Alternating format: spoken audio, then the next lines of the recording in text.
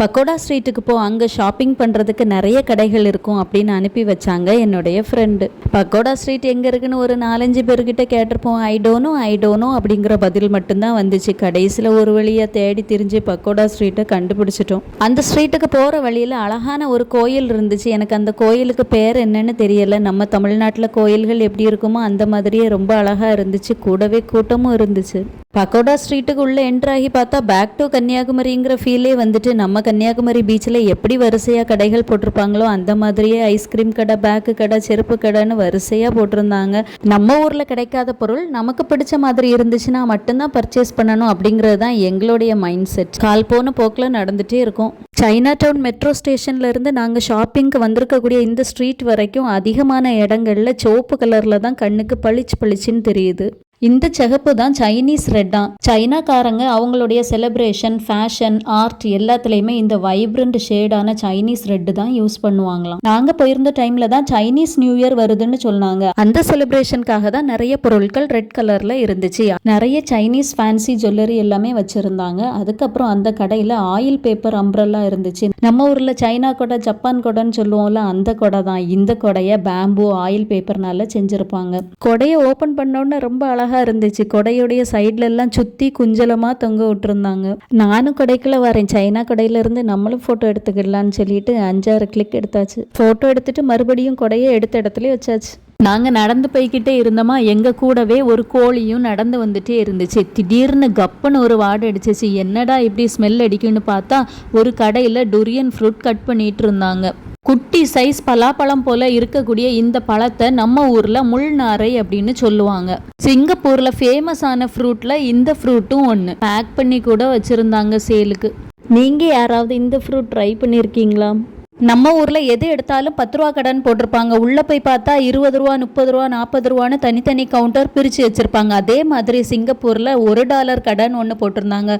உள்ளே போய் பார்த்தா $1 கூடவே $2, $3, $4ன்னு தனித்தனியாக பொருட்கள் வச்சுருந்தாங்க. கடையில் இருந்த எல்லா பொருள்லையும் கல்வெட்டு மாதிரி அவங்க நாட்டுடைய பேரை பதிச்சிருக்காங்க. இல்லைன்னா டூரிஸ்ட் ஸ்பாட் ஐக்கானை பதிச்சு வச்சிருக்காங்க. கீச்செயின், மேக்னெட் கூட நம்ம அக்செப்ட் பண்ணிக்கிடலாம். ஆனால் இந்த தோசை கரண்டிலையும் சிங்கப்பூர்னு எழுதி வச்சிருந்தாங்க பாருங்க. செம கிரியேட்டிவிட்டி. எல்லா திங்ஸும் நல்ல குவாலிட்டியாக இருந்துச்சு. அடுத்து எங்கே போகலான்னு மேப்பில் பார்த்துட்டு இருக்கோம். நாங்கள் இப்போ சிங்கப்பூரில் இருக்கக்கூடிய சைனா டவுனில் உள்ள புத்தா டூத் ரெலிக் டெம்பிளுக்கு தான் வந்திருக்கோம். டெம்பிளுடைய என்ட்ரன்ஸ்லேயே ஊதுபத்தி ஸ்டாண்டு இருந்துச்சு. உள்ளே வரும்போதே நல்ல ஒரு பிளசண்டான அரோமா. இந்த கோயிலுக்கு உள்ளே வர்றதுக்கு ட்ரெஸ் கோட் ஃபாலோ பண்ணணும். ஸ்லீவ்லெஸ் போடக்கூடாது, ரொம்ப கட்டையான ஷார்ட்ஸ் போடக்கூடாது. அப்படி போட்டிருந்தா இந்த ஆண்டி போட்டிருக்க மாதிரி ஷால் எல்லாம் போட்டு கவர் பண்ணிட்டு தான் வரணும். உள்ளே போனதும் கோயில் ரொம்ப அமைதியாக இருந்துச்சு. சுற்றி வண்ண விளக்குகள்னால அலங்கரித்து வச்சுருந்தாங்க. இன்னும் உள்ளே போய் பார்க்கலாம் கோயிலுக்குள்ளே என்ன இருக்குன்னு. மறுபடியும் உள்ளே போய் பார்த்தோன்னா அங்கேயும் புத்தர் சிலை தான் இருந்துச்சு. பல்வேறு நாடுகளில் இருந்து வந்த பலவிதமான புத்தர் சிலைகளை இங்கே அடுக்கி வச்சிருக்கதாட்டு சொல்கிறாங்க.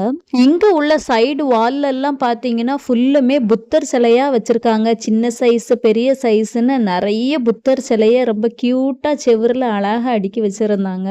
இதை 100 டிராகன் ஹால் அப்படின்னு சொல்கிறாங்க. நாங்களும் கோயிலில் நல்லா சுற்றி பார்த்துட்டு வந்தோம். ரொம்ப அமைதியாகவும் பீஸ்ஃபுல்லாகவும் இருந்துச்சு. புத்தர் கோயில், மாதா கோயில்னு காலையிலேருந்து மத்தியானம் வரைக்கும் நல்லா சுற்றியாச்சு. டைமும் மத்தியானம் 1 o'clock பக்கத்தில் ஆகுது.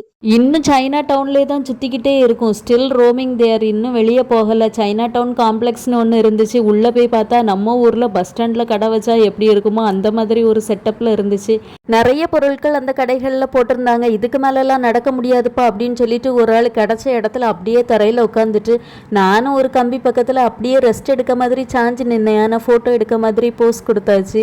2 in 1 பர்பஸ் சாட்டிஸ்ஃபைட். லஞ்ச் சாப்பிட்ற டைம் வந்தாச்சு. இங்கே எங்கேயாவது சாப்பிடலான்னு பார்த்தா சைனா டவுனில் ஃபுல்லாக சைனாக்காரங்க சாப்பாடாக தான் இருந்துச்சு. நமக்கு செட் ஆகாதுப்பா, வேண்டான்னு சொல்லிட்டு இங்கேருந்து ஃபஸ்ட்டு கிளம்புவோம். மெட்ரோவில் போகும்போது யோசிக்கலாம் அப்படின்னு சொல்லிட்டு கிளம்ப போகிறோம்.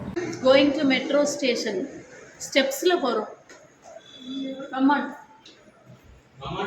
ஒரு நடக்க வச்சுட்டாங்க மக்களே. பாருங்க இவ்வளோ ஸ்டெப்ஸ் வந்திருக்கோம் பாருங்க.